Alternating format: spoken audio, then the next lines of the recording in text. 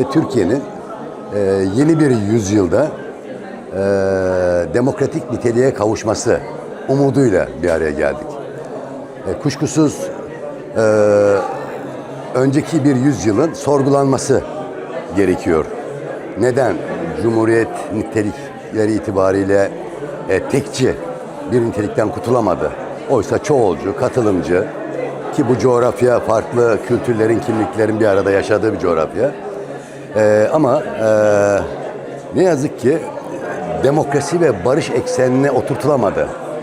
Ve zaman zaman da draylar yaptı. Darbeler ve ara rejimler, müdahalelerle. Şimdi biz burada ikinci yüzyılda sivil toplum olarak yeniden bir demokratik basınç oluşturmaya çalışıyoruz. 27 Şubat Barış ve Demokratik Toplum çağrısının muhatapları vardı. PKK, devlet, iktidar, toplumsal ve siyasal muhalefet, uluslararası kuruluş ve meclis. Burada bu muhataplardan adım atan bugüne değin PKK olmuştur. Silahları bırakmıştır ve partisini dağıtmıştır ve gerçekten Kürt sorununun demokratik ve barışçıl çözümü konusunda samimiyetini ortaya koymuştur. Kuşkusuz mecliste oluşturulan komisyon da önemli. Ama şimdi meclis tatile girmeden çerçeve yasası, yani bu sürecin bir hukukunun oluşturulacağı söyleniyor. Ve bir yol haritası konulacağı söyleniyor. Ama ne yazık ki daha bir adım atılmadı. Umuyoruz ki meclis tatile girmeden hem umut hakkı sağlanır, daha da doğrudan birebir ilişki yolları açılır, kanallar açılır ve teclis son bulur ve Kürt sorunun demokratik barışçıl çözümü konusunda da güçlü bir irade ortaya konulur. Herkesin bu işe dahil olmasını sağlamak. Yani bir artık hafıza kaybına neden olmayalım ve mutlaka demokrasiye, barışa, adalete ve Türkiye'nin o demokratik artık o kabuğunu kıralım ve demokratik bir yeni bir yapılanmaya dönüştürelim diye düşünüyoruz. Ve gerçekten bu konferans da yine ikinci Cumhuriyet'in demokratik bir niteliğe dönüşmesi için yaratılmış bir fırsat. Bence Ankara yüzünü kulağını buraya çevirsin. Demokratik Cumhuriyet'in değişim ve dönüşümle ilgili yaptığımız tartışmalarda aslında geçmişi, tarihi süreçleri bilerek bugüne hareket etmek gerekiyor.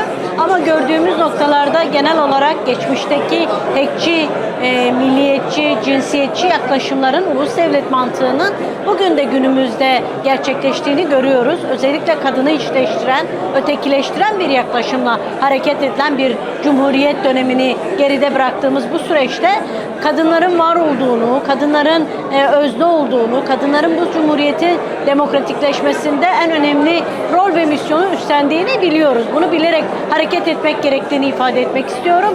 İkincisi, inançların, farklılıkların, kimliklerin, kültürlerin varlığını gösteren bir demokratik cumhuriyete ihtiyaç olduğu bugün bir kez daha görülmüş oldu. Bu demokratik cumhuriyetin inşasında bütün halkların, Kürtlerin, Ermenilerin, işte Alevilerin, inançların, Süryanilerin, bütün herkesin kendi kimliğiyle, kültürüyle, varlığıyla bulundukları alanlarda orayı inşa edebilecek, oradaki kendi dillerini, kültürlerini yaşayabileceği ortamların olması gereken bir noktadır. Bu da demokrasiyle çözülebilir.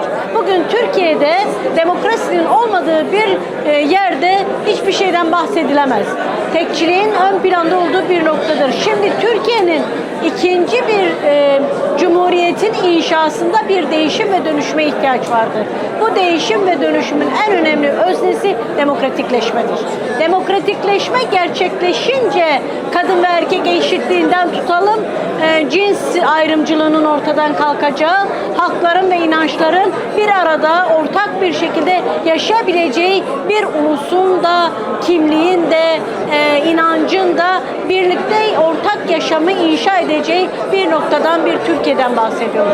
O nedenle bugünkü tartışmaların çok önemli olduğunu ifade ediyorum.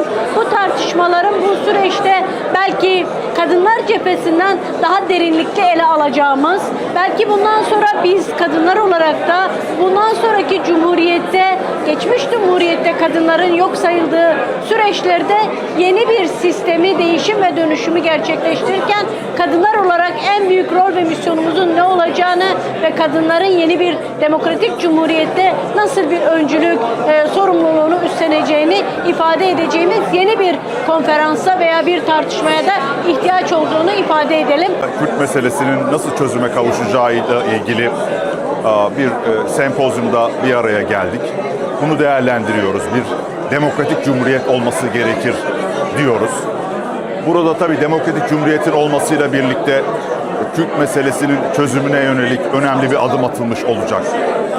Belki bununla birlikte başarabilirsek şu son zamanda ortaya çıkmış olan partilere müdahale, CHP'ye müdahale düzeyindeki tehlikeleri, gerilimleri belki atlatabileceğiz veya bunun yerine yeni bir yol açabileceğiz. Ama bununla birlikte eğer demokrasiyi, demokratik cumhuriyeti belli bir düzeyde başarabilir isek bu tabii ki işçi sınıfının örgütlenmesi, işçi sınıfının mücadele edebilmesi, işçi sınıfının haklarını alabilmesi, en başta bir ücret mücadelesi verebilmesi için önümüzde çok önemli bir yol açacak diye düşünüyorum. O açıdan yani o aşamaya da gelebilmek üzere biz çok ciddi bir demokrasi mücadelesi elbette veriyor olmalıyız. Hem Kürt meselesinin çözülmesi için hem Türkiye'ye genel olarak belli bir demokrasi düzeyini taşıyabilmek için demokrasi çok kritik bir ihtiyaç. Anayasaya uymak çok önemli bir durum. Yüksek mahkemelerin kararlarına uymak çok önemli bir durum. Burada bunu konuşuyoruz. Kürt meselesini önümüze aldık, konuşuyoruz, tartışıyoruz diyorsak eğer bu işin çözülebilmesi için ilk adımların atılması gerekiyor. En azından geriye dönüşün durdurulması için bir kere bir ilk adımların atılması gerekiyor. Onu da burada işte dile getiriyoruz. İlk adım eğer yani bu mahkeme kararlarının uygulanmasıysa uygulanması, kayyım meselesinin geri çekilmesi ise geri çekilmesi. Bu sonuçta bir geçiş dönemini yaşıyoruz. Yaşayacağız eğer başarabilirsek. Bu dönemin yasalarının ve hukukunun çıkartılması. Bunların yapılması gerekiyor. Bunları yapabilirsek Kürt meselesinde ciddi bir ilerleme sağlamış oluruz. Bu da ciddi bir demokratikleşme düzeyi demektir. Bütün bunlara bağlı olarak da yani aydınlık günlere doğru yürüyebiliriz diye düşünüyorum.